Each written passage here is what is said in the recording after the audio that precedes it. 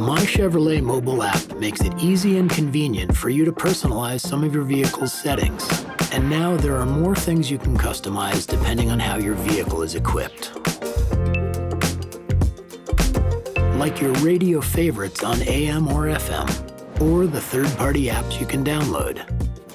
You can also customize more driver settings than you could before, including features like setting your passive door lock and unlock functionality, turning on your auto memory recall, and a lot more.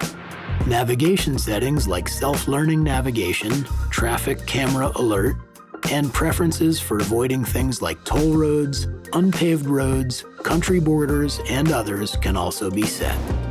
You can even personalize your vehicle's climate settings, like remote start heated or cooled seats, auto rear defog, the air quality sensors, and more.